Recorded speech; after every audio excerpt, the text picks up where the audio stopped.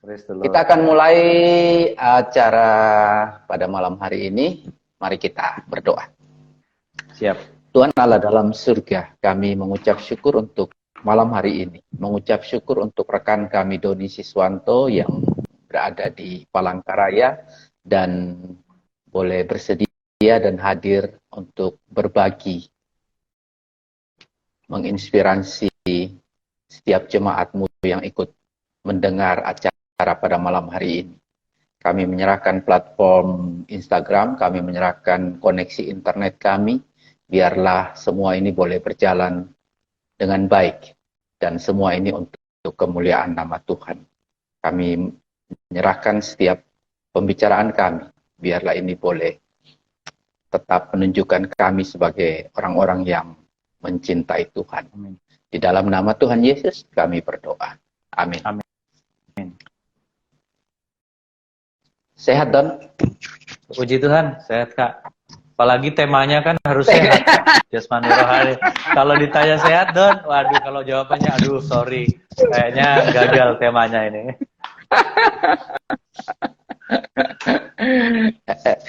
Don, sedikit perkenalan dulu kepada Boleh. rekan-rekan yang ikut menyaksikan pada hari ini. Jadi, Bapak Ibu, Bapak Doni Siswanto adalah jemaat GKI di pos jemaat Palangkaraya. bakal pos jemaat Palangkaraya.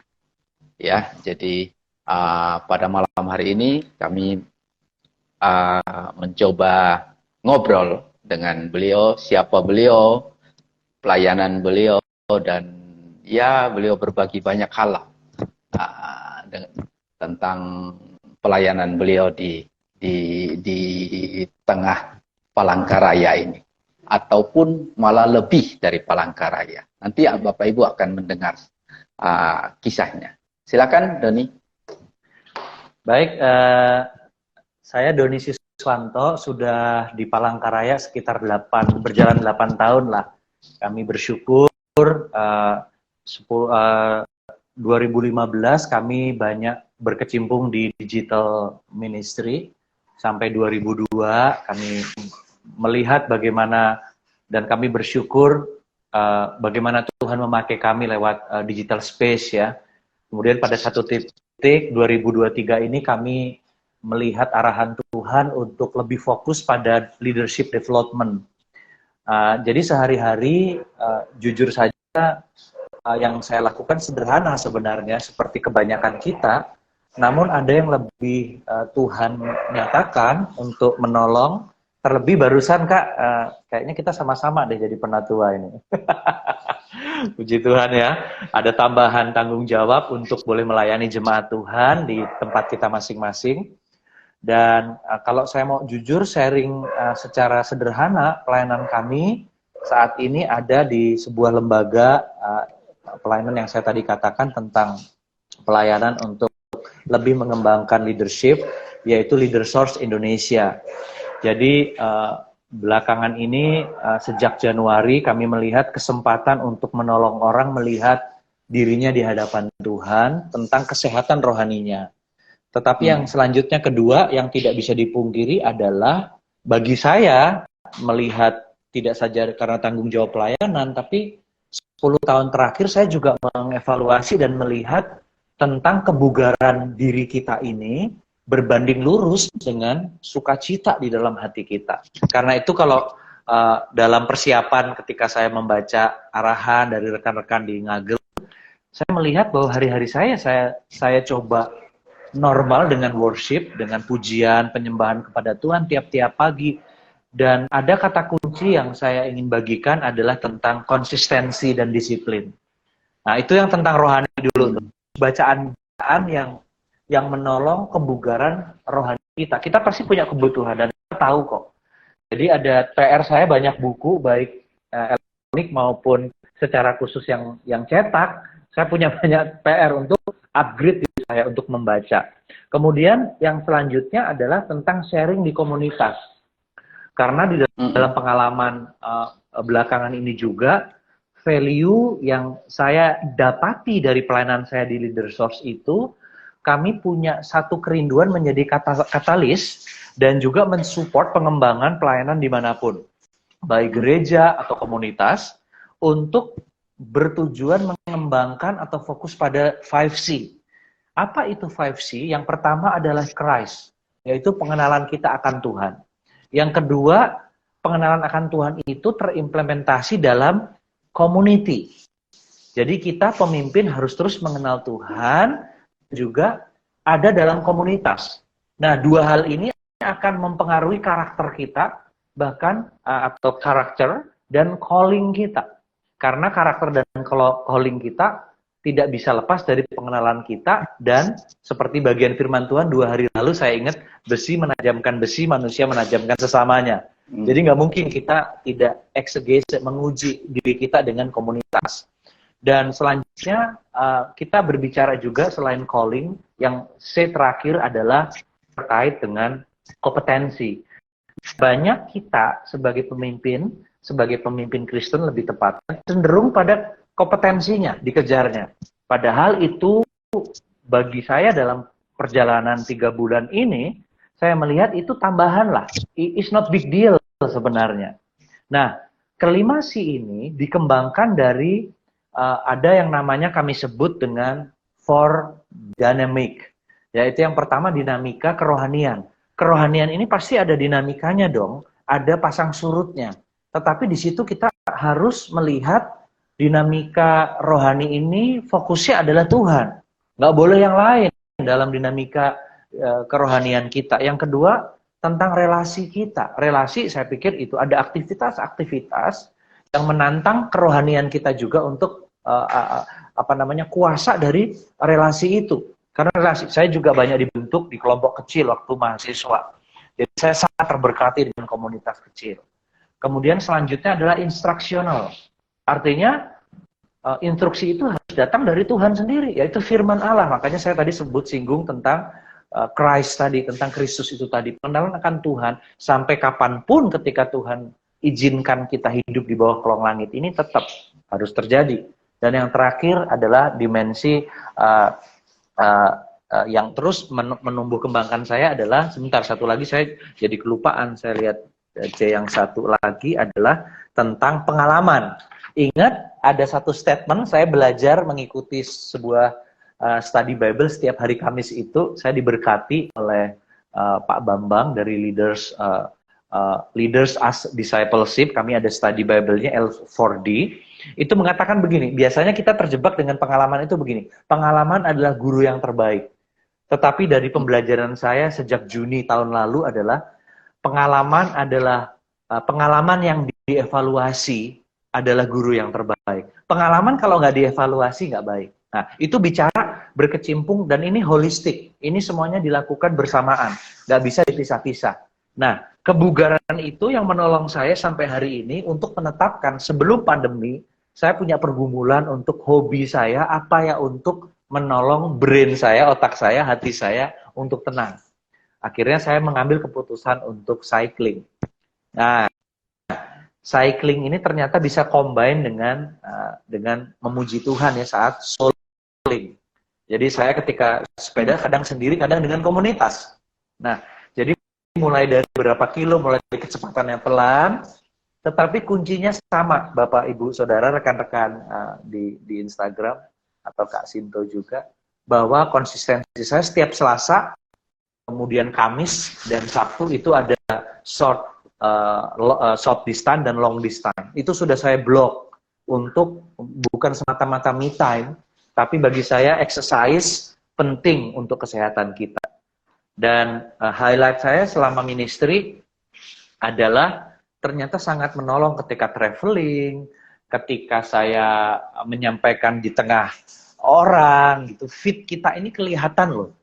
Bahkan ketenangan ini kan perlu dimiliki ya oleh setiap kita hamba-hamba Tuhan ya, untuk benar-benar aware dengan fit kita dalam pelayanan. Seperti itu, Kak Sinto. Sementara itu dari saya. Oke. Terganggu sekali loh, Mas. Oke, sorry. Si yang pertama tadi apa? Christ, Kak. Ya. Christ, ya. Kristus. Atau 5K, Kristus, komunitas, kalau bahasa Indonesianya 5K, keterpanggilan, kemudian karakter, dan kompetensi. Baik. Iya.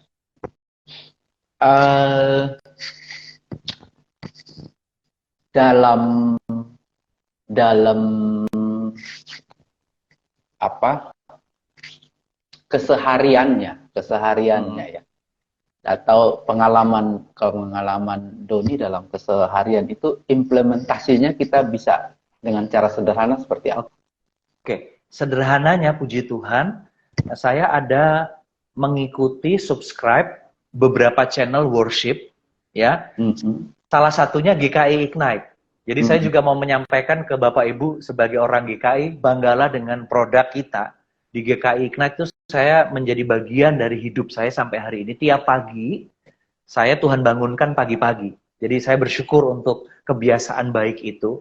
Yang selain doa syukur, saya biasanya worship. Bagi saya itu wujud syukur untuk mengenal Tuhan adalah mengucap syukur. Jadi tiap-tiap pagi, puji Tuhan, saya melakukan itu. Lewat salah satunya GKI Ignite, yang lainnya adalah morning prayers. Itu bagus, jadi backgroundnya bagus, ada kata-kata bahasa Inggris yang saya juga exercise bahasa Inggris saya gitu ya, sambil baca Alkitab. Yang kedua, Kak Tommy, saya biasanya mengikuti program baca planning Alkitab itu dari YouVersion Bible. Jadi saat ini belum ada, tetapi tiap hari dia ada notification tentang firman Tuhan. Biasanya itu saya baca, saya syukuri, kemudian saya bagi di grup-grup yang menjadi supervisi atau kerinduan saya, mereka jadi tim doa saya maupun adik-adik yang saya bimbing. Supaya mereka berinteraksi dengan firman Tuhan itu, kalau ada pertanyaan monggo. Bahkan tidak segan-segan saya calling untuk menelepon. Jadi itu yang praktis. Yang terakhir dari saya, mungkin tidak tiap hari, tetapi dalam sebulan atau seminggu, saya juga punya waktu sederhana untuk Bible study. Selain hari Kamis, saya pribadi membangun kebiasaan untuk study Bible itu dari sisi rohaninya. Dan sekali lagi, setiap Selasa, Kamis, sore, itu ada 1-2 jam saya cycling. Kemudian kalau Sabtu itu biasanya lebih panjang, 2 atau 3 jam, karena kilometernya lebih panjang. Jadi saya ngambil waktu untuk itu. Seperti itu, Kak, dari hari-hari atau mingguan saya.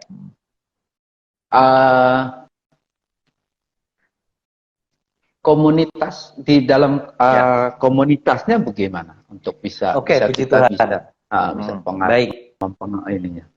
Ya, di komunitas, puji Tuhan, ada komunitas konsisten, yaitu yang pertama ya, di cycling itu sendiri, karena di Kalimantan ya beberapa ada anak Tuhan. Saya bersyukur saya bertumbuh dari mereka juga. Nggak harus kan saya memberi, tetapi mereka justru memberi dengan gaya mereka, dengan keunikan mereka gitu. Kami saling berbagi. Karena biasanya kalau saya nggak ada jadwal online begini, biasanya kami habis cycling kita buka bareng atau snack atau ngopi gitu sambil ngobrol. Dan bagi saya berbagi waktu seperti itu untuk komunitas penting.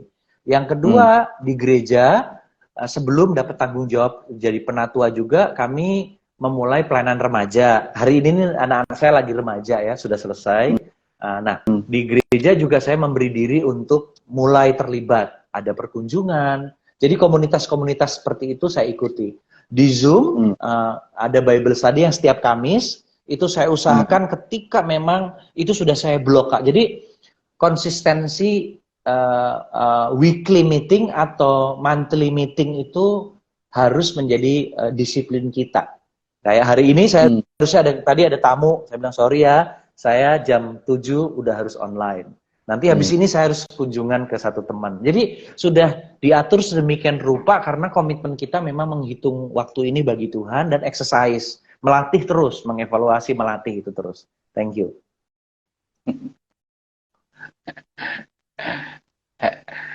Memulai awalnya itu berat ya, Dan?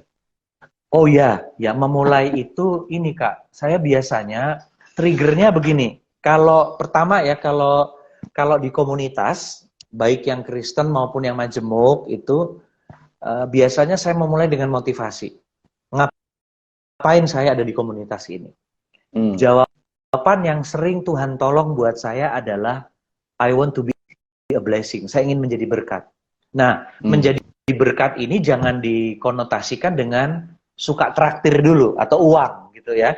Tetapi dengan hadir dan memberi warna dalam sebuah komunitas, bagi saya itu sudah menjadi berkat. Apalagi di berbagai komunitas saya belajar untuk, ini tidak mudah Kak Sinto. Saya belajar waktu kita di persekutuan di PMK juga, waktu di kampus, untuk menjadi orang yang dipercaya, untuk listening, untuk mendengarkan orang lain. Itu tidak mudah, tetapi saya belajar untuk seperti itu sampai hari ini. Jadi dengar orang, jadi dengar, dimintai pendapat saya bagikan. Yang kedua tentang olahraga. Olahraga juga menarik nih. Saya karena menjadi member di aplikasi Strava, biasanya men-trigger saya ada tantangan-tantangan. Misalkan 400 km dalam sebulan. Ada yang namanya Green Fondo. Green Fondo itu 100 km dalam sekali jalan. Jadi nggak boleh ini. Ada yang hanya 10 km misalkan. Nah, disitulah saya melihat untuk memicu, menjadi trigger motivasinya. Kadang ada lomba-lomba virtual, saya ikuti, berbayar ataupun tidak. Hasilnya apa Kak Sinto? Saya punya komunitas di online, Strava itu, yang saling like, saling mendukung. Akhirnya itu memotivasi. Jadi saya kalau ke kota-kota, biasanya saya kenal tuh beberapa orang cyclist. Jadi ya saya kontak, walaupun nggak pernah kenal. Nah, saya punya keluarga baru lagi, yang berolahraga. Jadi bagi saya, pertama motif, kedua memang kita harus memicu, karena begini, kesehatan jasmani rohani itu kan kebutuhan kita sebenarnya sebagai anak Tuhan. Kita nggak bisa enggak gitu. Apalagi usia saya mungkin masih muda, tapi saya udah ngerasa mau menjelang usia 50 ini udah ngerasa iya ya, kok kayaknya ada yang beda nih Kak. Ada yang rasa beda, mulai ngilu-ngilu gitu ya. Makanan harus ditahan. Jadi ketawa-ketawa sendiri. Nah, dengan olahraga, Kakak bayangkan setiap saya olahraga 30 km naik sepeda, itu kalori terbakar 1.500-an katakanlah. Kadang-kadang kami ngejok juga, Kak Doni ini gimana sih? Atau temen Don, lu udah cycling 1.500, habis itu duduk-duduk makannya 2.000 kalori dimakan. Jadi kami kadang guyon. Tetapi paling tidak saya tetap menjaga yang metabolisme tubuh ini kan. Yang lebih penting memang jangan kurang tidur. Jadi saya juga tahu diri ya, jadi kalau udah kurang tidur saya nggak paksa olahraga. Saya lebih baik jadi cleaning service di rumah. Jadi saya di rumah itu ada kerjasama dengan keluarga, dengan istri, bagian bersih-bersih saya tanggung jawab saya, karena rumah kami nggak terlalu besar. Anak kami 2 di sini, 1 sudah kuliah. Jadi kami adventure lah dengan keluarga. Kemarin istri udah mulai tak kutik-kutik, ayo saya ajak sepedahan yuk gitu ya. Jadi saya kasih fasilitas, kita mulai sepedahan bersama-sama gitu. Karena saya pikir kesehatan harus kita jaga juga ya, walaupun pola makan juga dengan usia-usia kita 40 tahun ke atasnya harus aware lah gitu. Begitu Kak. Saya sambil minum ya. Silakan. Rekan-rekan yang menyaksikan ini, jadi Doni ini adalah full timer, hamba Tuhan, gitu ya. Jadi pelayanan atau aktivitas sekulernya memang adalah ya full timer melayani Tuhan, gitu. Dan sejak muda saya tahu, dari sejak mahasiswa dia sudah aktif dan sampai tamat dan tetap terus melayani Tuhan. Amin. Beliau mengikuti banyak training sampai ke luar negeri gitu, untuk sampai ke banyak negara, mulai dari Amerika, di Arab dan lain-lain. Beliau mengikuti training. Dan itu sampai sekarang ya. Kamu masih setahun sekali ya harus ke sana, atau setahun? Ya paling tidak ada kegiatan Kak, beberapa. Saya terlibat volunteer juga di beberapa pelayanan, tapi memang harus saya atur saat ini karena kami lagi jam satu pelayanan baru untuk benar-benar menolong khusus Indonesia. Tetapi paling tidak setahun sekali lah ada kesempatan untuk join dengan beberapa misionari dengan pelayanan lain ya. Iya. Saya mundur sedikit ketika Anda terlibat di digital ministry. Ya, Ya. 2010 ya. Ya, 2015 Kak, sampai 2022 ya. 2015 sampai 2022. Waktu itu di Indonesia sendiri belum terlalu banyak orang mengenal digital ministry. Ya, kalau sekarang kita sudah lihat banyak aplikasi tentang Alkitab, tentang penginjilan dan lain-lain. Tetapi tahun 2015-an kita sama sekali belum tahu apa itu digital ministry.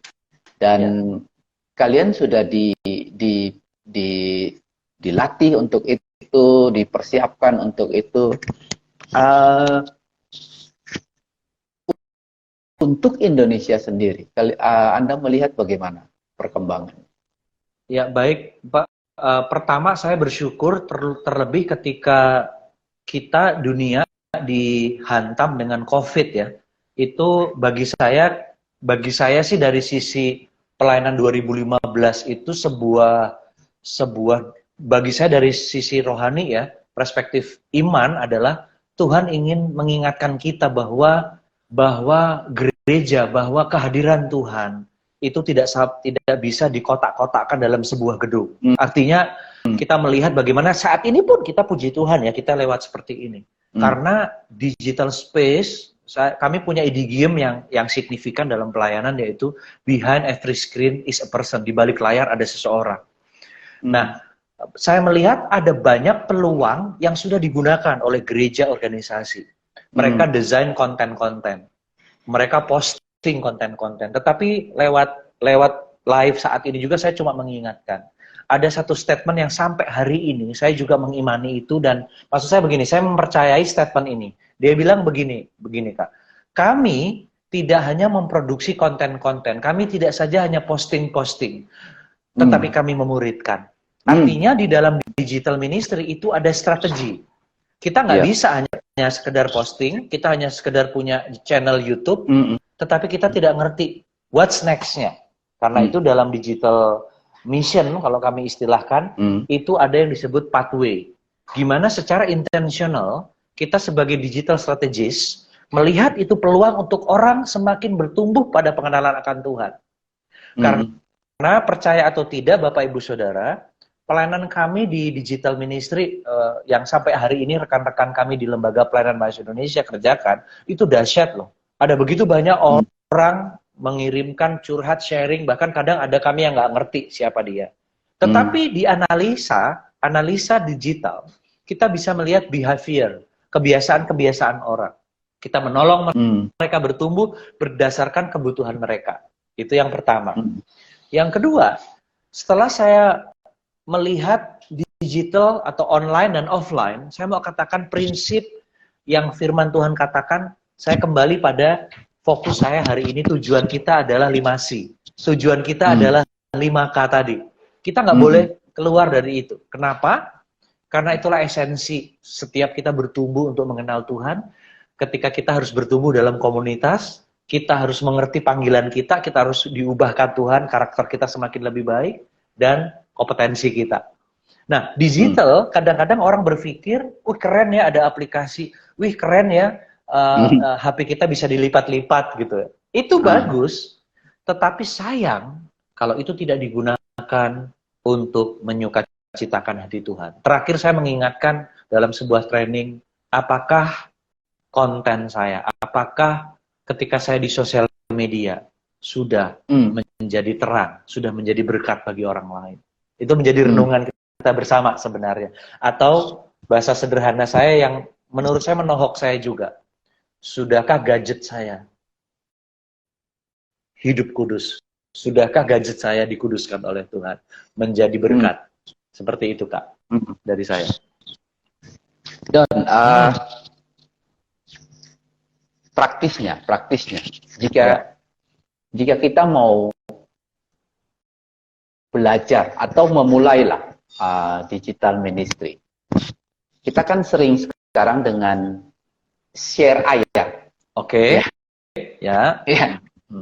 Tapi cuma sampai di situ, gitu loh, gitu ya. Padahal harusnya ada sentuhan lain gitu ya.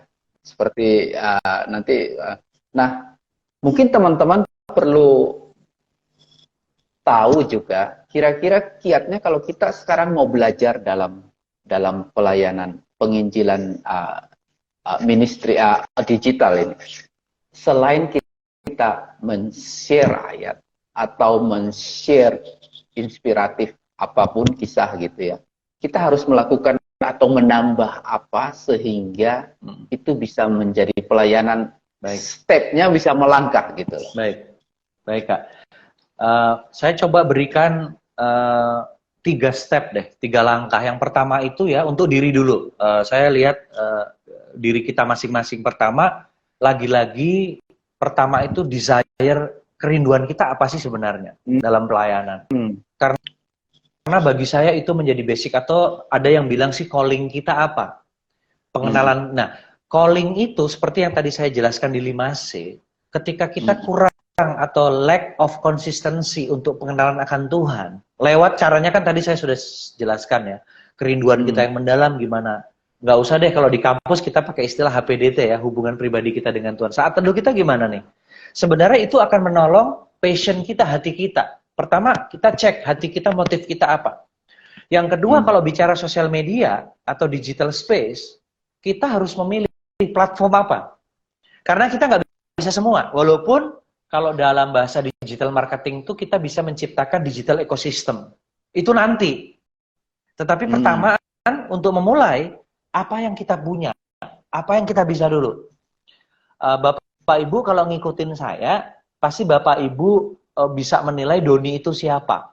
Jadi begini, di sosial media kita harus punya branding dulu. Si Doni itu apa ya? Mudah-mudahan saya tidak salah, saya sedang membranding diri saya adalah Doni yang suka goes.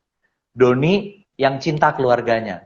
Jadi minta maaf, 2 branding itu yang saya tonjolkan. Makanya jangan bosen kalau lihat foto saya sedang apa, tapi ada statementnya. Saya dengan istri, saya dengan anak-anak, saya dengan Conan saya, my doggy, my loved one, doggy. Kemudian dengan empus saya. Karena bagi saya harus berdamai dengan ciptaan lain. Saya memelihara mereka seperti anggota keluarga saya juga. Saya ingin cerita hidup mereka, binatang-binatang yang diciptakan Tuhan ada dalam kehidupan saya juga. Teman-teman saya di sepeda gitu ya. Jadi motivasi kita apa? Nah, ketika kita ada di sosial media, tulisan kita mau mengarahkan kemana? Karena akan melihat kita. Dan saya terus terang sama Bapak Ibu Saudara dan Kak Sintu, saya punya 2 Instagram dan 2 Facebook. Satu memang Doni yang branding itu, satu yang memang hanya hobi. Jadi judulnya Inot. Inot kan kalau di Arema kan kakak tahu ya, Doni jadi Inot tuh. Ya, jadi saya masih punya sahabat saya banyak ya, taunya Inot goes gitu. Ya dulu saya touring gitu ya, motor, tapi saya udah tinggalkan lah. Akhirnya saya sekarang sepedahan karena bagi saya ternyata saya baru renungkan ya, investasi untuk kesehatan mahal loh. Sepeda juga kan nggak bisa sepeda-sepeda biasa ya. Tapi saya invest itu dengan istri untuk benar-benar kami mulai pay attention. Jadi yang pertama, sekali lagi hati kita. Yang kedua, apa yang kita punya. Jadi jangan mulai mikirin, aduh saya harus punya ini, punya mic yang besar untuk Zoom. Wah, enggak. Sosial media kita apa, kita pikirkan. Dan yang ketiga, bicara tentang konten, kita bisa create konten atau kita mau ngambil sumber dari mana. Ya, sekali lagi Kak Sinto tadi bilang kan sumbernya udah banyak nih. Nah, setelah banyak ini kita harus melihat ini sumber yang bagaimana, sesuai dengan dogma atau pengajaran atau hati kita enggak. Kita gumuli lagi dong, ya. Ya, saya bersyukur punya beberapa orang yang dapat saya percaya. Kadang saya mesti tetap minta excuse, minta permisi. Pak Pendeta, saya izin ya kontennya, tapi saya punya tulisan lain. Itu yang pertama. Nah, itu yang nah, kalau WhatsApp, Bapak Ibu pasti punya WhatsApp group atau punya broadcast. Sampai hari ini yang broadcast yang saya bentuk, saya minta izin dulu. Saya izinnya nanti broadcast ayat firman Tuhan dan sesekali saya ada doanya. Dan saya ingin kalian memberi feedback. Kalau enggak, cukup dengan ikon. Monggo. Jadi ada interaksi di situ. Kalau nggak bisa ngomong panjang ya nggak apa-apa. Paling tidak ada interaksi lewat reaction maksud saya, atau ada statement-statement, dan tidak segan. Saya ada pertanyaan tambahan. Menurut ayat ini apa highlightnya atau apa yang dapat saya doakan? Ketika mereka bilang, Kak, tolong doakan ini, right away saya berdoa. Saya nggak mau promise. Oke, nanti saya doakan, I will pray. Nggak. Biasanya itu lupa. Kalau udah lupa, dosa. Kita janji sama orang doakan, nggak berdoa. Lebih baik right away dengan ngetik, atau dengan voice call, atau langsung saya telepon orang itu. Dan memberkati dan berdoa. Jadi jangan tunda. Jadi minta permisi dulu. Di grup juga gitu. Kalau mulai sepi-sepi, galakannya kita meet up kah? Meet up Zoom kah? Gitu. Ada interaksi, ada kegiatan ini loh. Jadi ada kita yang inisiasi, Kak. Kita kasih sumber-sumber yang dapat dipercaya untuk berinteraksi dalam kembali lagi firman Tuhan. Jadi itu sedikit kiat dari saya yang sekiranya bisa, dan sebenarnya ada pelatihannya loh, digital outreach namanya. Untuk teman-teman ada step-step lebih konkret lagi, dan itu menarik sebenarnya. Seingat saya pernah digagel sekali tahun sekian abad yang lalu ya Kak Sinta ya. Saya ingat waktu awal-awal itu saya ingat sekali itu di GKI. Ya. Itu ada ini. Oke, teman-teman yang mengikuti ini, jadi Anda lihat bahwa beberapa hal praktis yang sudah Doni share ke kita. Jadi pertama mungkin kita harus menetapkan branding kita itu apa? Branding diri kita, gitu ya. Kemudian kita pilih, enggak semua sosmed bisa kita gunakan. Fokus dulu ke satu sosmed, apa 2 sosmed, gitu ya. Fokus dan itu. Dan yang saya catat, misalnya kalau kita memakai WA, ya, kita harus bisa ada interaksi, gitu ya. Betul. Ya. Interaksi itu yang penting untuk bisa kita masuk kepada step berikutnya. Ya. Karena jujur kita kan kadang-kadang jengkel ya. Setiap hari orang ngasih ayat gitu. Iya, Kak. Tanpa apa-apa, apalagi cuma dalam bentuk foto, gitu kan, gambar. Itu kan saya percaya banyak yang menonton atau banyak dari kita yang malah tidak melihat sama sekali.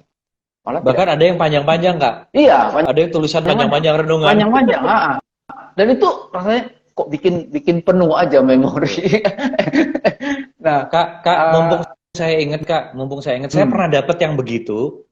Tetapi untuk tanggung gugat saya sebagai penerima, kadang saya berinteraksi dengan orang yang memberi, bahkan saya klarifikasi. Anda memberi ini buat saya untuk apa? Oh, untuk siraman rohani. Oke, terima kasih. Saya biasanya gitu, Kak. Terima kasih, saya sudah banyak. Kemudian saya kasih masukan. Boleh nggak saya kasih masukan kalau bisa seperti ini? Jadi saya kasih masukan 2 poin. Maaf, saya boleh nggak dikeluarkan dari broadcast saudara? Saya lebih baik begitu daripada orang punya asumsi, kan dia kirim, dia senang tuh orang terima. Bahkan mungkin cerita ke orang lain. Saya lebih baik mengingatkan dia. Sebaliknya saya, Kak. Saya ketika orang memberi, kadang-kadang saya harus undur dulu. Saya nggak boleh tiap hari deh. Saya lebih baik 1 kali sekali gitu ya. Atau nggak usah deh. Dan saran saya begini, Bapak Ibu, rekan-rekan semua, usahakan yang kita kirim menjadi refleksi kita. Itu saya rasa itu lebih powerful. Bahkan yang Kak Sinto, bahkan menurut saya Kak Sinto lagi mengingatkan saya juga, Don, kalau bisa ketika mengirim ada sesuatu yang menjadi orang berpikir. Ada lagunya. Nah, oh ya, satu lagi saya lupa Kak Sinto. Saya tiap hari membuat status WA, Instagram saya di Reel. TikTok mulai saya masuki, cuma saya kayaknya bukan TikTok banget ya, bukan TikToker ya. Jadi saya lebih baik ke status Facebook saya sama status WA saya, itu kadang selaras dengan saya kirim ayat itu. Jadi kayak serangan udara, tetapi pesannya sama, berulang-ulang. Dan yang lebih bagus lagi dari Reels, Kak, baik di Instagram maupun di Facebook, itu bisa kita pilih lagunya. Maaf, Bapak Ibu yang jadi teman saya, kadang-kadang lagu saya, kadang-kadang ojo banding-banding ke, dulur selawasi, misalnya kan ya. Tetapi pesan-pesannya bagi saya itu nilai-nilai rohani. Jadi saya pakai juga seperti itu. Kayak hari ini mulai bulan puasa kan, saya ingin kasih pesan ke teman-teman saya yang lagi berpuasa, jagalah hati, jangan kau nodai. Ya jadi saya pesan itu, tapi ada ayatnya atau ada kumpul-kumpul kami yang sepedahan, backgroundnya itu, tapi lagu-lagunya lagi begini dan seperti itu. Bagi saya ingin menjadi apa ya, memberikan nuansa yang membuat orang berpikir.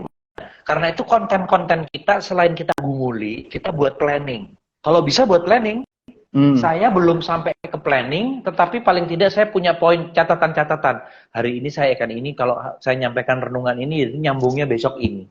Jadi secara sengaja saya ingin menolong user, menolong onliners untuk aware bahwa sesuatu harus menjadi berkat bagi sesama. Gitu Kak, dari saya. Don, ketika kita mau begitu ya, mau terlibat dalam pelayanan digital ini, apa yang harus diperhatikan? Maksudnya apa yang tidak boleh? Misalnya kita tidak boleh menghina, kita tidak boleh apa? Startingnya seperti apa biar teman-teman bisa tahu? Startingnya seperti yang saya tadi katakan, refleksi pribadi itu menurut saya lebih powerful. Kemudian kalau teman-teman berkawan dengan saya di Facebook, saya tuh sering buat puisi. Sekarang udah jarang lagi. Nah sekarang saya punya blog. Jadi puisi-puisi itu udah saya taruh di donisiswanto.com. Teman-teman bisa lihat juga. Tapi belakangan saya berhenti, jadi kurang konsisten. Tetapi saya mau bangkit lagi karena saya ingin memberikan sebuah nuansa yang lain. Tapi itu pesan moral, pesan firman juga ada di situ. Dengan kata-kata puisi, saya nggak tahu jadi orang puisi ya. Jadi jadilah diri saudara sendiri dimanapun saudara berada, bahkan di sosial media, dengan satu pergumulan sendiri yang saudara tuangkan di situ. Yang kedua adalah sebisa mungkin menanggapi orang yang ada di komen atau japri. Jadi jangan tunda. Kalau yang like, sesekali saudara japri boleh.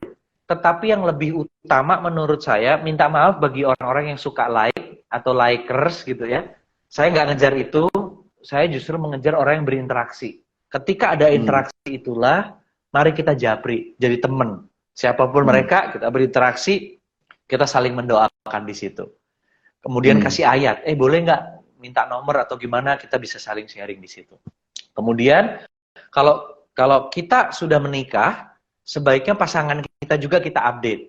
Ya, apalagi kita dengan lawan jenis, karena Kak Sinto di sosial media ini kan ya terang juga terang, tapi banyak gelapnya gitu ya. Jadi kita harus waspadalah. Jadi jagalah hati, itu benar ya, supaya kita juga dan saya dan istri berusaha untuk kita nggak privasi banget dengan HP kita. Kami bisa saling melihat. Anak-anak juga begitu. Jadi masa kita katanya tidak ada dusta di antara kita, tapi kita ada password. HP kita ada 2, tapi yang satu nggak boleh. Ya, saya pikir enggak lah. Saya belajar, saya nggak sempurna. Bisa tanya istri saya, lagi dengarkan juga. Kami lagi berjuang bersama-sama untuk kami saling menjaga. Karena di dunia rawapaya ini kegelapan mengintai, si jahat mengintai kita hamba-hambanya. Itu Kak Sinto. Dan sedikit Anda dari sisi jemaat mungkin bisa dikatakan adventure, pengembara. Ya. Dan sekarang menetapkan untuk menerima pelayanan di GKI. Oke. Latar belakangnya apa? Gimana Kak? Latar belakangnya Kenapa? gimana? Lihat latar belakangnya apa gitu loh. Kan Anda seharusnya kan sebagai orang Kristen, sebagai jemaat kan sering kemana-mana, mengembara lah. Jadi nggak mau terikat. Dan sekarang Anda menerima terikat di GKI. Oh ada apa? Oke, baik. Jadi ada satu masa, karena memang saya beberapa waktu traveling a lot Kak. Jadi ketika mau mengambil bagian, puji Tuhan istri yang ngambil bagian waktu itu. Penatua dan bendahara.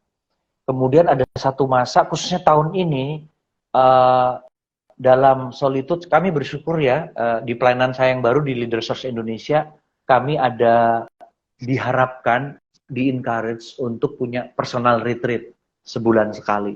Bahkan tiap 3 bulan kami secara tim bersama-sama untuk bergumul dengan Tuhan, diskusi, bergumul, pelayanan kita ke depan gimana. Nah, bulan Januari kami retreat di Salatiga. Di sana 5C yang komunitas tadi menggelitik saya, Kak. Don, komunitas kamu banyak online. How about di Palangkaraya? Puji Tuhan, 3 bulan, 4 bulan ini saya sudah vision casting, sharing dengan hamba Tuhan Banjarmasin, Palangkaraya, bahkan di gereja kita di Posjem. Akhirnya saya memberi diri pada tanggal 2 minggu lalu, saya diteguhkan oleh Sekjen ya, untuk memberi diri. Karena harus intensional. Memberi diri di sebuah pelayanan itu harus intensional. Akhirnya saya mengambil keputusan, walaupun dengan teman-teman nanti saya excuse kalau saya traveling, kalau kita saling bantu lah. Seperti itu, Kak. Tetapi memang di komunitas itu akan sangat, dan bukan kebetulan, setelah pandemi, pelayanan remaja kami kan dimulai. Komisi remaja datang, kami sharing, berdoa. Sebelum saya jadi penatua, anak-anak saya juga kan remaja nih. Lah kalau saya nggak mau mulai, akhirnya kami mulai. Puji Tuhan sekarang ada 10-15 remaja dan kami udah ada TPGS, ada hamba Tuhan yang melayani, kami kerjasama. Saya mulai menyerahkan dan puji Tuhan jalan, tinggal saya mengembangkan di pelayanan gereja yang lain lah, pelayanan dewasa, pelayanan lawatan, khotbah saya dapat kesempatan sebulan sekali, puji Tuhan. Tapi sekali lagi Kak Sinto, saya melihat bergumul bersama-sama di lokal ministry itu urgent. Ya saya tidak ada kata terlambat kan. Jadi saya menetapkan kaki saya untuk bersama-sama di GKI. Bukan gereja keliling Indonesia, tetapi gereja Kristen Indonesia. Gitu kira-kira. Sekarang yang tadi kamu ngomong pelayanan Anda sekarang di mana? Leadersource Indonesia, Kak. Per 2023 ini apa saya itu?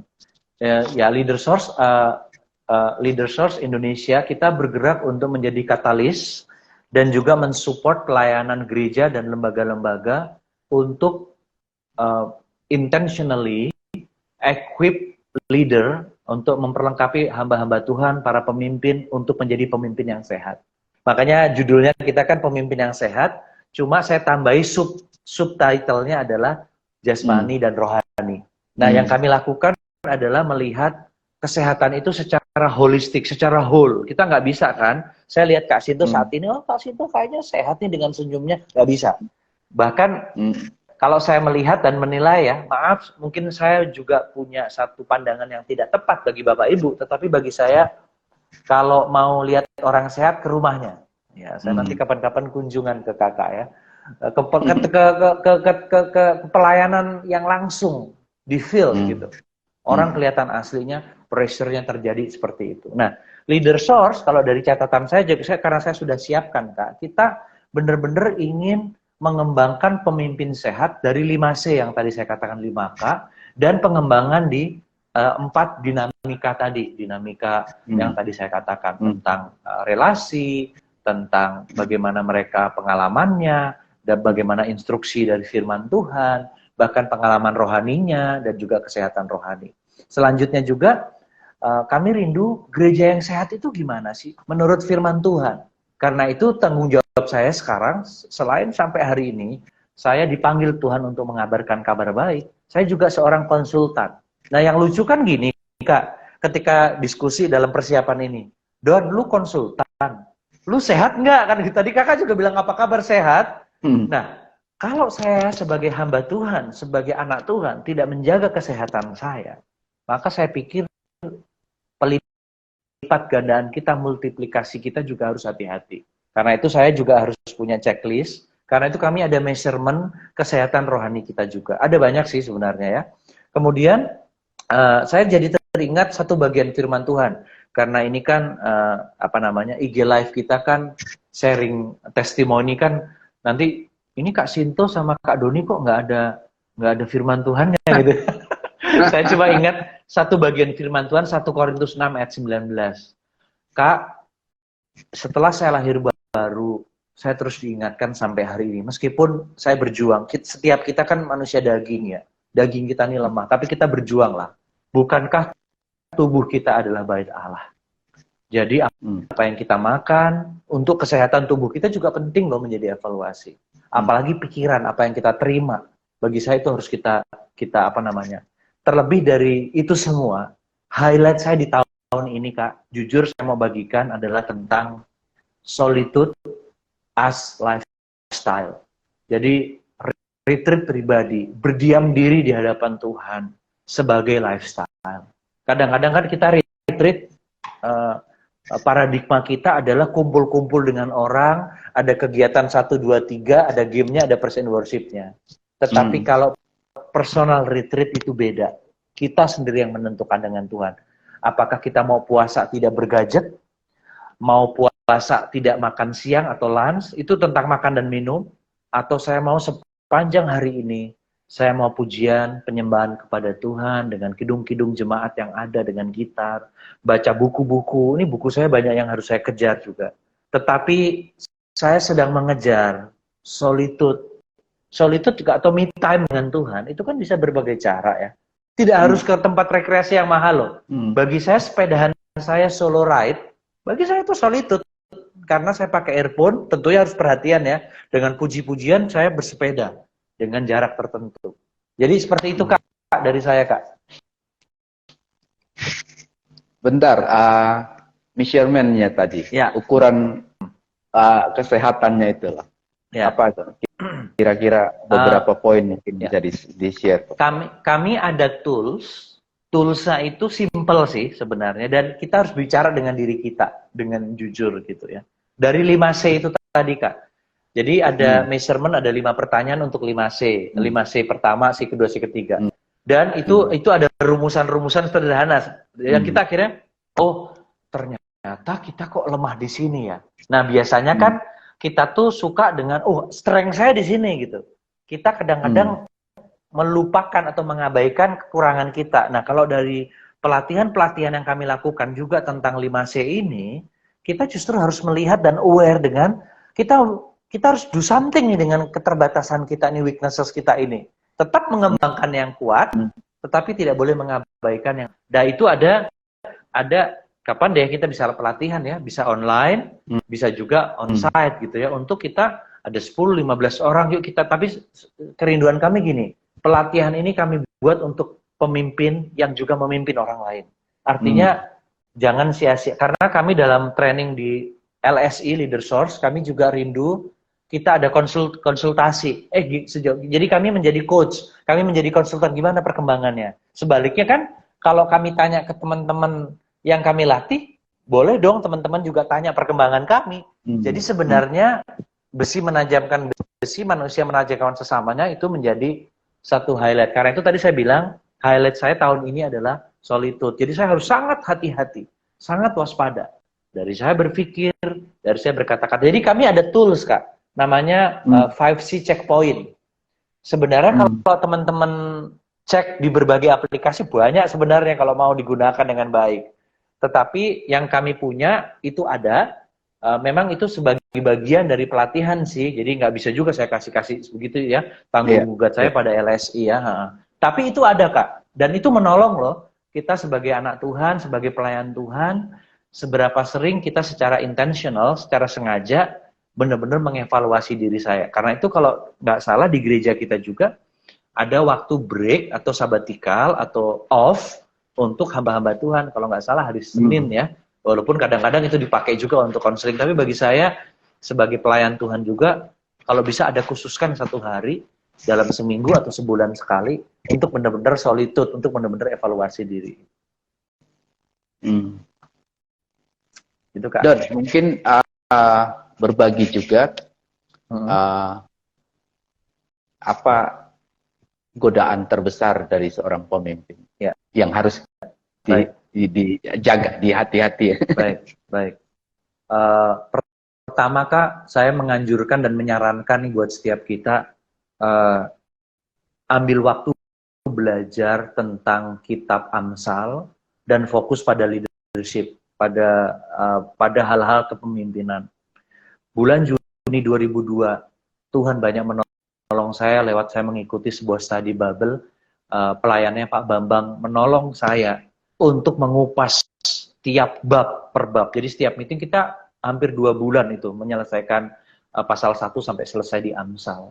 Karena kita kekurangan hikmat. Dan di situ saya tertegur dan diberkati tentang carilah hikmat dari apapun juga. Sampai hari ini saya belajar, Tuhan, saya ingin untuk belajar itu. Nah, potensi sebagai seorang pemimpin Kristen, saya baru selesai membaca buku dan diminta untuk membuat sebuah workshop gitu ya, tapi masih PR besar. Tapi buku itu bagus, ada di, saya rasa di PDF, ada di, nanti coba klik aja, Abusive Leadership.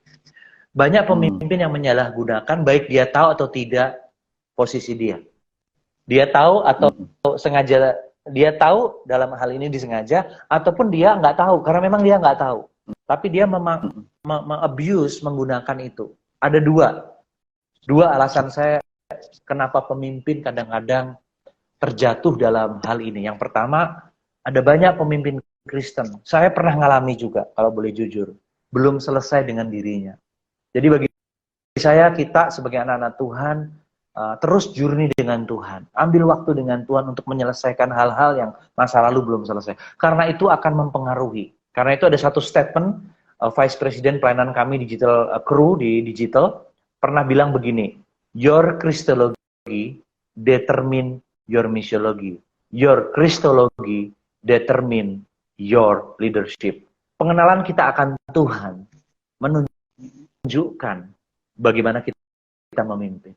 Pengenalan kita akan Tuhan mengekspresikan bagaimana kita melakukan misi.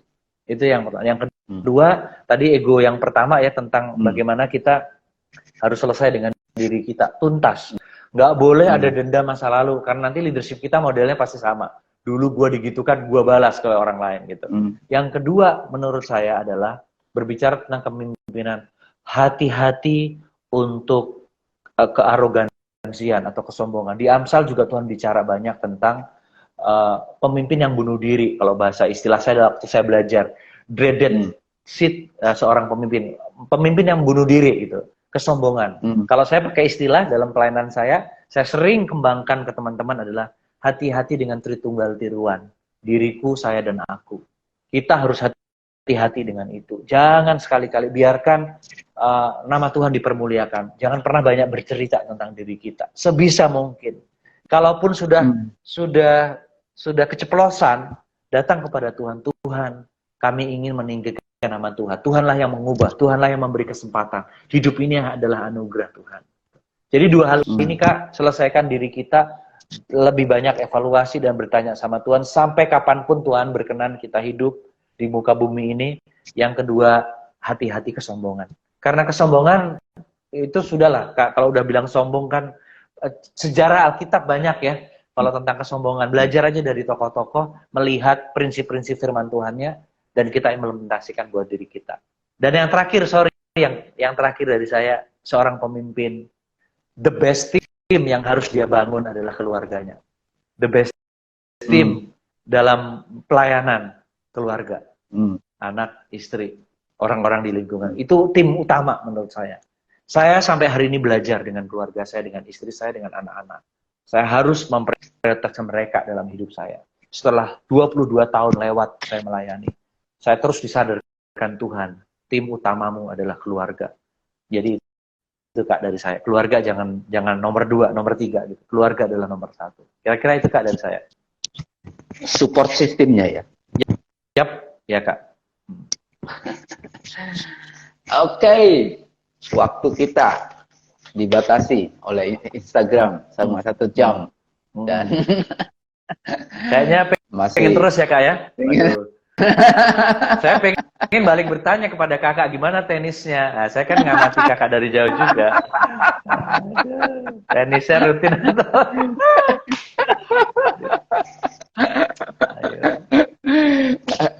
Oke lah, karena waktu sudah Baik, ya.